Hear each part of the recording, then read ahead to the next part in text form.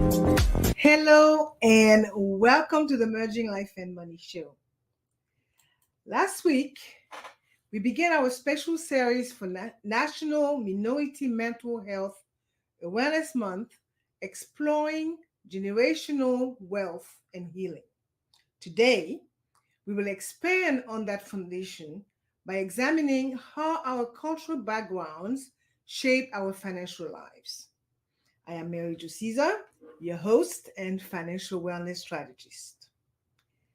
Have you ever wondered if your cultural heritage is just about traditions and customs? Well, it is a powerful force influencing your relationship with money and mental well being. As a financial wellness strategist, I have observed how cultural beliefs can either propel us forward or hold us back financially. Tonight, we will explore how to transform your cultural background into a financial superpower. We will discuss balancing cultural expectation with personal financial goals and examine culture-specific approaches to holistic financial wellness. By the end of this episode, you will have practical strategies to break these barriers and build a healthier, more prosperous life. Welcome to the Merging Life and Money Show. Now that we have established the foundation for our discussion, let's address our first main point: understanding cultural financial attitudes. Our cultural background forms our perspective on the world, including our beliefs about money. These deeply rooted attitudes significantly influence our financial behaviors and ultimately our financial well-being. By studying this cultural and financial attitude, we can comprehend their impact and learn how to use them to our advantage. We will start by examining common financial beliefs in various minority cultures, because it is essential to note that while we discuss general trends, individual experiences may differ. In many African American communities, there's a strong emphasis on providing support to extended family members. This value of communal support has roots in African traditions and was strengthened during time of slavery and segregation, when mutual aid was essential for survival. While this sense of duty can foster strong family bonds, it can also create financial pressure if not managed wisely. Hispanic cultures often prioritize family financial support as well, with a particular focus on caring for elderly parents. This filial responsibility can result in multi-generational households and shared financial obligations. Additionally, there is often a preference for concrete assets, such as real estate, over abstract investment like stocks. In many Asian cultures, financial success is closely tied to family honor. There's often a strong focus on education as a path to financial stability and a cultural inclination to save rather than spend. However, this can sometimes lead to an aversion to debt, even when it might be financially advantageous, such as a mortgage for home ownership. Native American communities often have a more communal view of wealth, emphasizing resource sharing within the tribe. They may also focus on sustainable living and be wary on mainstream financial institutions due to historical exploitation. This cultural attitude significantly affects spending, saving, and investing habits. For instance, the emphasis on family support in African American and Hispanic communities can lead to higher levels of payments and financial assistance to relatives, which can impact personal savings rates. The Asian cultural emphasis on education often results in higher spending on tutoring and academic programs, but also in higher rate of education achievement and potentially higher earning power. The preference for concrete assets in some cultures can result in lower participation in the stock market, potentially limiting long term wealth accumulation. Equally, cultures with a strong saving ethic may have higher savings rates, but might miss out opportunities for wealth growth through strategic investing. It is important to recognize that these cultural and financial attitudes are not inherently positive or negative. They each have potential benefits and drawbacks. The key is understanding these attitudes and their impact on our financial behaviors. Now, let us connect these cultural and financial attitudes to the generational wealth concepts discussed in last week's episode. Remember, we discussed the importance of financial education, diverse asset ownership, and entrepreneurship in building generational wealth. Cultural attitudes can either support or hinder these wealth building strategies. For example, cultures that emphasize education align well with the importance of financial literacy. However, cultures with a strong aversion to debt might struggle with the concept of leveraging beneficial debt for wealth building, such as taking out a mortgage to purchase a home. The communal focus in some cultures can be a powerful tool for pooling resources and creating community based economic opportunities. This aligns well with the concept of cooperative entrepreneurship we discussed last week. However, it can also create challenges when trying to accumulate individual or nuclear family wealth. Cultural attitudes about risk can significantly impact investment strategies. Cultures with a high tolerance for risks might be more open to entrepreneurship and diverse investment portfolios. In contrast, more risk averse cultures might prefer safer but potentially lower yielding savings vehicles. Understanding these connections between cultural attitudes and generational wealth strategies is essential. It allows us to identify where our cultural background supports our wealth building goals and where we might need to question or adapt certain beliefs. It is important to note that while cultural attitudes are influential, they are not absolute or set in stone. As individuals, we have the power to examine our beliefs critically and make conscious choices about which attitudes serves us and which might need adjustment. This process of examining and potentially adjusting our cultural and financial attitudes is not about rejecting our heritage. Instead, it's about honoring our cultural background while adapting to our current financial realities and goals. It is about taking the best of our cultural wisdom and combining it with sound financial principles to create a powerful and personalized approach to financial wellness. As we progress in our discussion, I encourage you to reflect on your own cultural and financial attitudes. What beliefs about money did you inherit from your culture? How have these beliefs shaped your financial behaviors? And are there any attitudes that you feel might be limiting your financial growth? By understanding our cultural and financial attitudes, we establish the groundwork for the next steps in our pursuit of holistic financial wellness. We can see how these attitudes influence our day to day financial decisions and long term financial planning. This awareness is the first step in using the power of our cultural background to support our financial success and mental well being.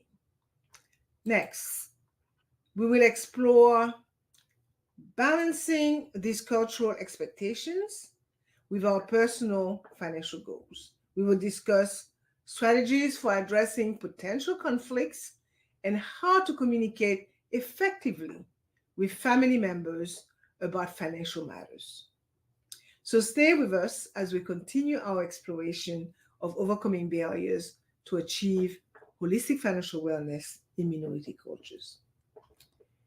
Now, let's address our second main point: balancing cultural expectations with financial goals. This important aspect of financial wellness often presents unique challenges for individuals from minority cultures. Cultural expectations, particularly those related to family financial responsibilities, can significantly impact our ability to achieve personal financial goals. These expectations are often deeply ingrained and can create internal conflicts as we strive to honor our cultural heritage while securing our financial future. Let's begin by identifying some typical conflicting cultural and financial pressures. First, there is the expectation of financial support for extended family members. In many minority cultures, there's a strong sense of obligation to provide financial assistance to parents, siblings, and even distant relatives. While this cultural value fosters strong family bonds and a sense of community, it can also strain personal finances and hinder individual financial progress. Second, we encounter cultural attitudes regarding debt and credit. Some cultures view debt as inherently negative, which can prevent individuals from utilizing beneficial financial tools such as mortgages or business loans. This attitude, while promoting financial caution, can lead opportunities for wealth building through ownership or entrepreneurship. Third, there are often cultural expectations regarding career choices. Some cultures highly value specific professions such as medicine or law, which can conflict with an individual's interests or financial goals. This pressure can lead to career dissatisfaction or financial strain if one pursues a high cost education in a field they do not truly desire. Fourth, we see cultural norms around spending and lifestyles. In some cultures, there is an expectation to display wealth through expensive possessions or lavish events, even if it strains one's finances. This can lead to overspending and hinder long term savings and investment goals. Fifth, cultural attitudes about financial privacy are often present. In many minority cultures, there is an expectation of financial transparency within the family, which can make it challenging to establish individual financial boundaries. These pressures are well documented, not just anecdotal. According to a 2021 survey by the American Psychological Association, 72% of Black adults and 76% of Hispanic adults reported money as a significant source of stress compared to 65% of white adults. This heightened financial stress in minority communities underscores the importance of addressing these cultural conflicts. Recognizing these potential conflicts is the first step in addressing them. Now, let's explore strategies for respectfully navigating these family financial expectations while pursuing personal financial goals. Open communication is key. It is essential to have honest and respectful discussions with family members about financial expectations and personal goals. These conversations can be challenging, but they are crucial for establishing mutual understanding. When approaching these discussions, be clear about your financial goals and the steps you need to take to achieve them. Explain how these goals will benefit not just you, but potentially the entire family in the long run. Listen to and acknowledge your family's concerns and expectations. Show respect for their perspective, even if you disagree. Look for compromise solutions that honor cultural values and personal financial needs. For example, if you're expected to support your extended family, you might propose setting aside a specific percentage of your income for family support while reserving the rest for personal financial goals. Educate your family about financial concepts and strategy. Many cultural attitudes concerning money stem from a lack of information or outdated notions. By sharing your financial knowledge, you can help shift family perspectives. The need for financial education is particularly acute in minority communities. A 2022 Teachers Insurance and Annuity Association of America, or TIAA Institute study, found that only 32% of Black Americans and 29% of Hispanic Americans could correctly answer basic financial literacy questions, compared to 55% of white Americans. By sharing financial knowledge with our families, we can help bridge this literacy gap. Lead by example. As you make progress to achieve your financial goals, share your successes with your family. This can help them see the benefits of your approach and potentially inspire them to adopt similar strategies. Another crucial strategy is to set clear financial boundaries. This can be particularly challenging in cultures where there is an expectation of shared financial resources. Therefore, establishing boundaries is essential for maintaining financial health. Here are some ways to do this. Creating a budget that includes allocations for personal financial goals and family obligations. This allows you to plan for both and ensures that family support does not completely derail your financial progress. Learning to say no respectfully when financial requests exceed your capacity. It does happen. Explain your limitations and, if possible, offer alternative forms of support, such as time or skills. Keeping some aspects of your finances private. While this may go against cultural norms, it is important to maintain some financial independence. And the last one is building an emergency fund specifically for family needs. This can help you respond to family financial emergencies without derailing your personal financial plans. The importance of establishing these boundaries becomes clear when we consider the wealth disparities across racial lines. The Federal Reserve's 2019 survey of consumer finances revealed that the median wealth of white families was $188,200 compared to $24,100 for Black families and $36,100 for Hispanic families. By setting boundaries and focusing on personal financial growth, we can work on closing the substantial wealth gap.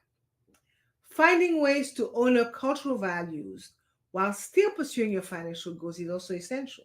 This might involve exploring alternative ways to fulfill family obligations that do not involve direct financial support. For example, you might offer to help family members develop their own financial skills or assist them in finding employment opportunities.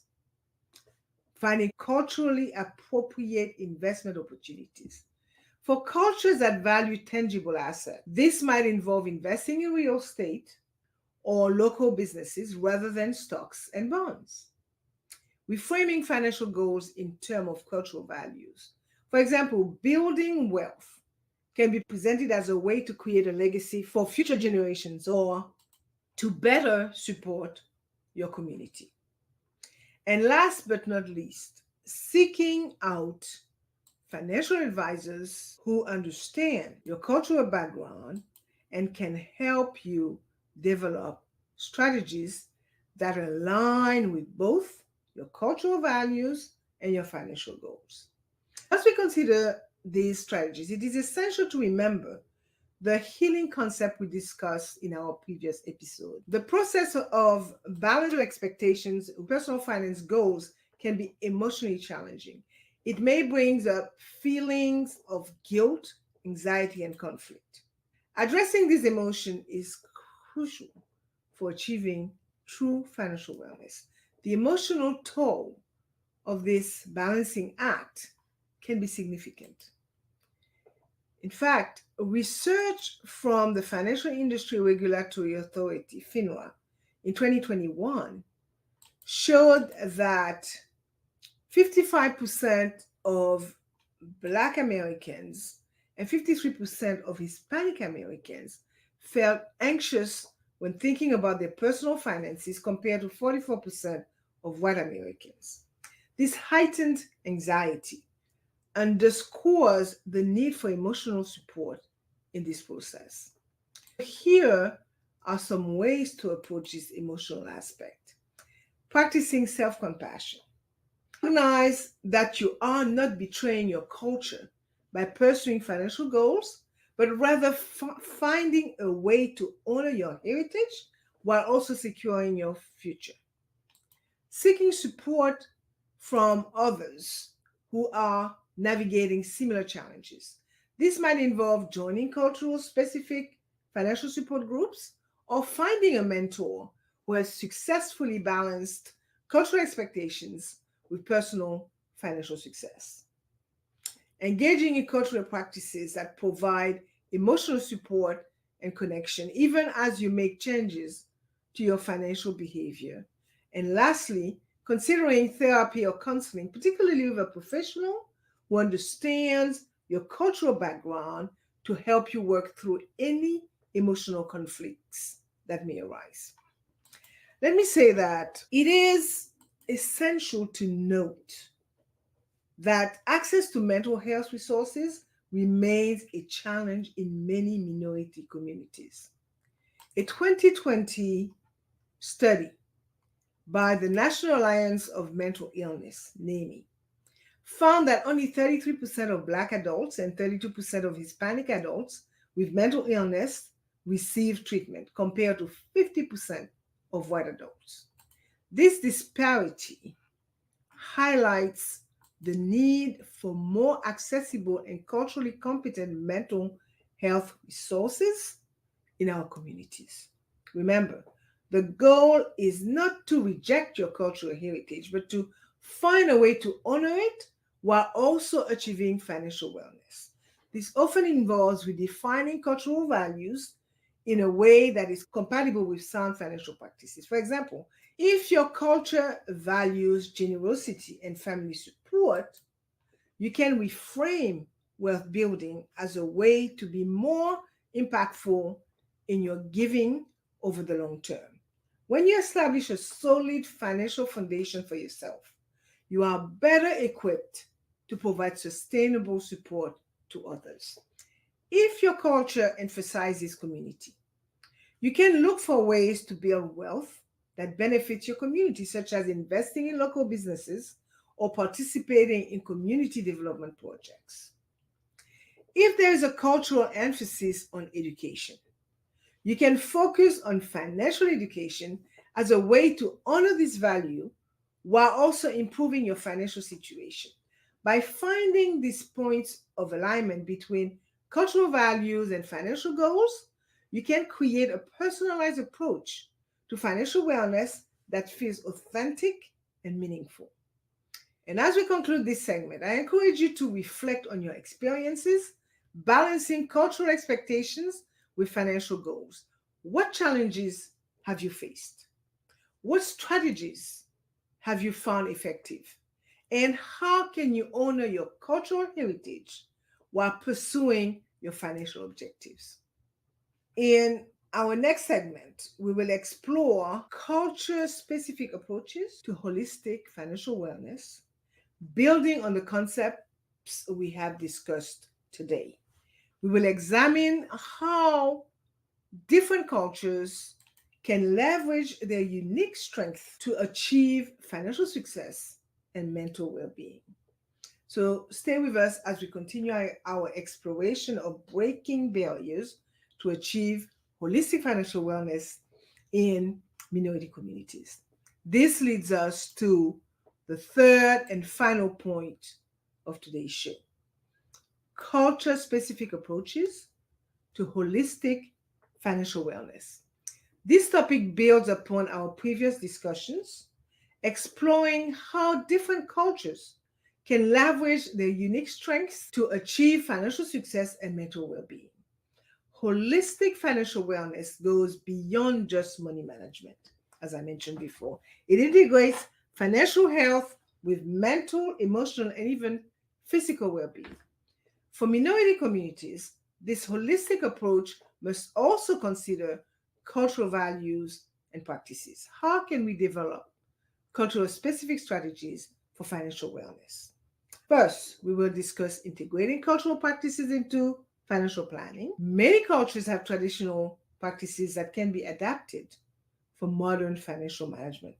For instance, in some African and Caribbean cultures, there's a tradition of communal saving called susu or partner. This practice involves a group of individuals contributing to a shared savings pool, with each member receiving the total amount in rotation. This concept can be modernized into a structured savings plan or even a small scale investment club, promoting community bonds and financial growth. Many Asian cultures emphasize the importance of saving for the future.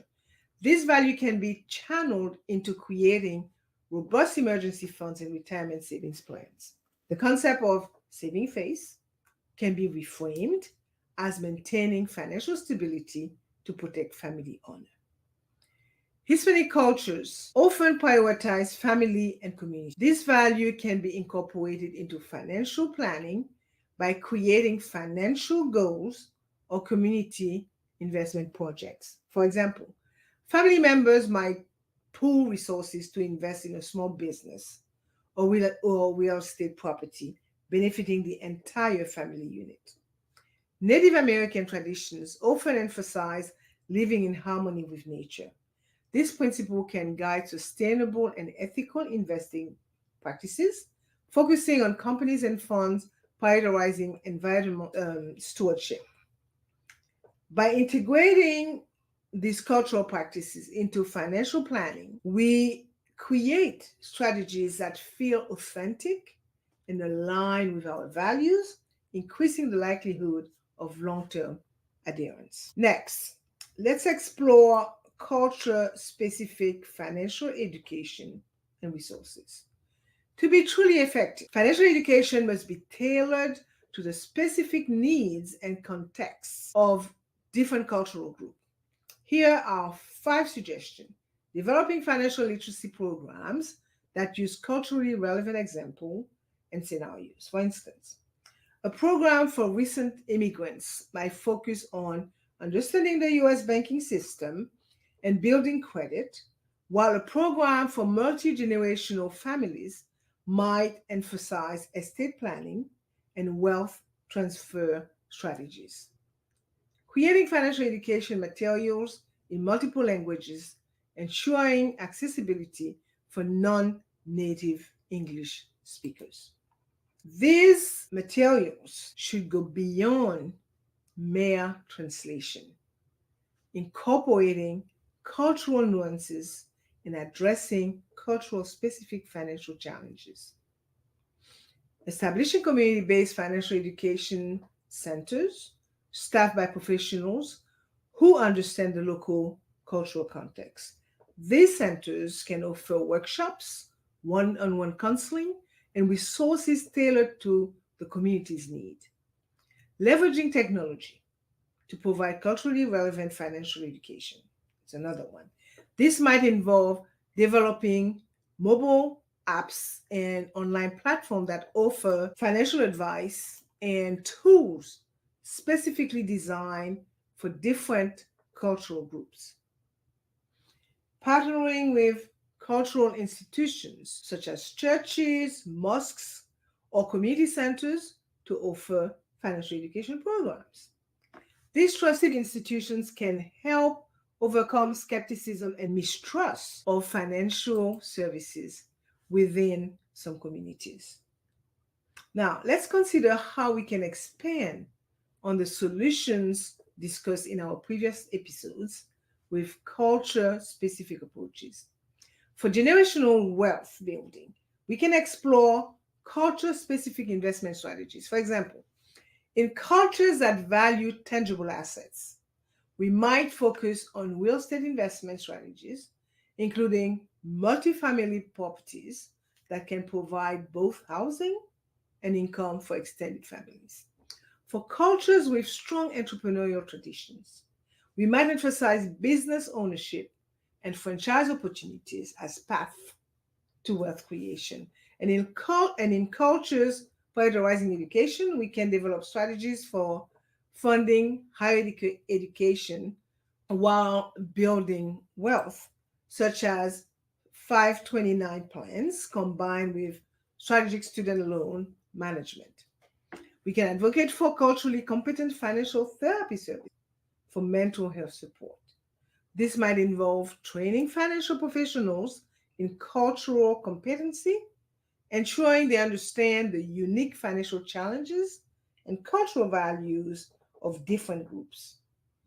Developing support groups that address financial stress and cultural pressures provides a safe space for individuals to discuss their challenges with others who share similar experiences, and creating mindfulness and stress reduction programs incorporating cultural practices such as meditation techniques from various traditions or culturally specific forms of art therapy.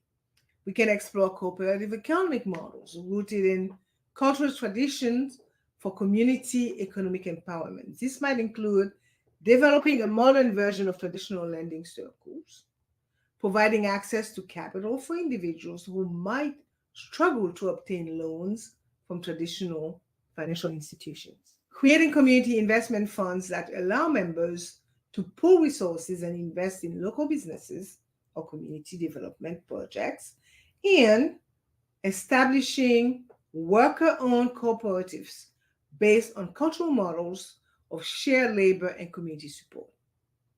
We must remember that these culture specific approaches are not about isolation or separation. Instead, they serve as bridges, helping individuals navigate between their cultural heritage and the broader financial landscape.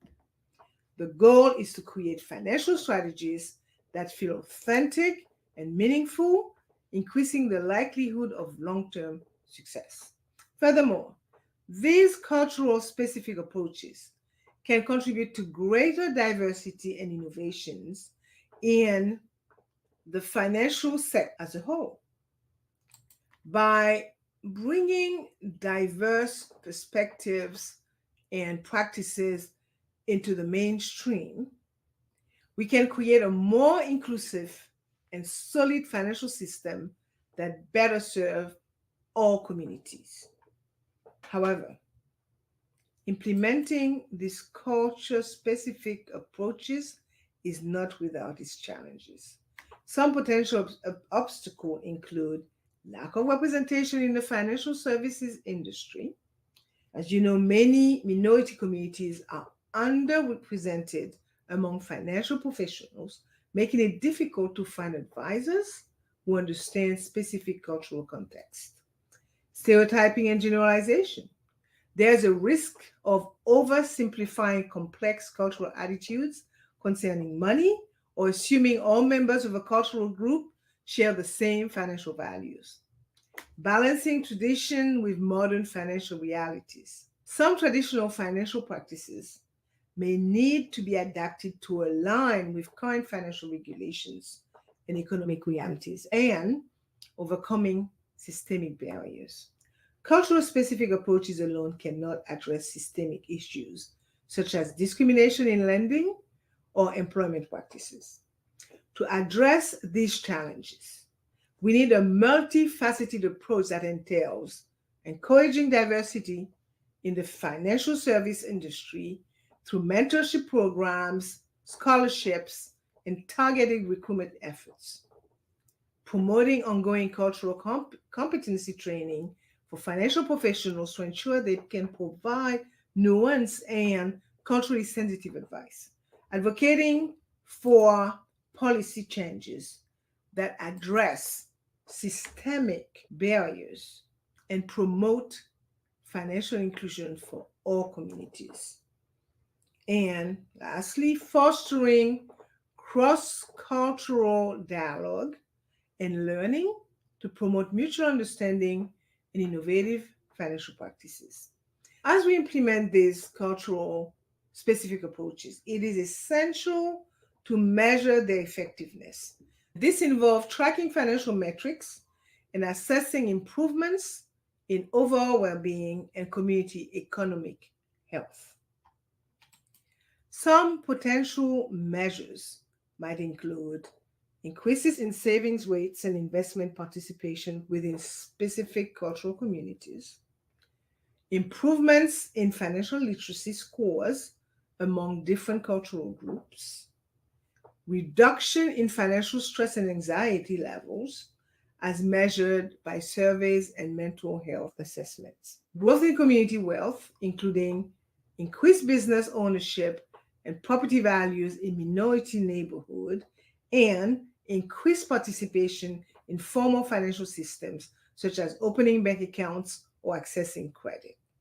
By tracking these metrics, we can refine our approaches and demonstrate the value of culturally sensitive financial strategies. As we conclude this point, I encourage you to reflect on your own cultural background and financial practices. What cultural strengths can you leverage for greater financial wellness? Are there traditional practices that you can adapt to support your financial goals? And how can you contribute to the financial empowerment of your cultural community? Remember, achieving holistic financial wellness is a journey, not a destination. It requires ongoing learning, adaptation, and growth. By embracing culture specific approaches, we can create financial strategies that build wealth, honor our heritage, support our communities, and contribute to our overall well being. As we conclude our discussion on breaking barriers and achieving holistic financial wellness in minority cultures, let us reflect on the key insight we have explored today. We began by examining the deep rooted cultural and financial attitudes that shape our relationship with money. We then discussed strategies for balancing cultural expectations with personal financial goals, acknowledging the challenges and emotional complexities involved in this process. And finally, we explored culture specific approaches to financial wellness, recognizing the power of integrating our cultural strength into our financial strategies. Throughout this journey, we have emphasized the importance of honoring our cultural heritage while adapting to the realities of our current financial landscape. This balance is not always easy to achieve, but it is essential for true financial empowerment and well being. As we move forward on our path to financial wellness, let us draw inspiration from the words of the great Mahatma Gandhi, who said, "You must be the change you wish to see in the world." In the context of our discussion, this quote reminds us that transforming our financial lives begins with us. By taking charge of our financial education, setting clear boundaries, and developing culturally informed strategies, we become agents of change for ourselves, our families, and our communities. Remember, achieving financial wellness is not just about accumulating wealth. It's about creating a life of purpose, security, and fulfillment that aligns with our deepest values. By embracing a holistic approach that considers our cultural background, we can build financial strategies that feel authentic and sustainable. And as we end this discussion, I encourage you to take one step, however small, to advance your financial goals this week. Whether it is having a conversation with your family about money, researching culturally relevant investment opportunities, or simply taking time to reflect on your financial values, each action brings you closer to financial empowerment. Before we part ways, I have an important invitation for you. I have prepared a unique resource to support your holistic financial wellness journey, the Mental Health and Money Journal prompts. These prompts are designed to help you explore the connection between your financial habits and your emotional well being. I encourage you to download the prompts journal from our website, www.maryjoseza.com. It is a powerful tool for deepening your understanding of your relationship with money and fostering mental clarity around your financial decisions. Thank you for joining me on this exploration of holistic financial wellness. Next week, we will continue our exploration of financial wellness and mental health in minority communities with a special focus on race, finance, and anxiety, navigating minority mental challenges. I hope you will join us for this important discussion. Until next Thursday at 7 p.m. Pacific Standard Time, take care of your finances and mental health and continue merging life and money.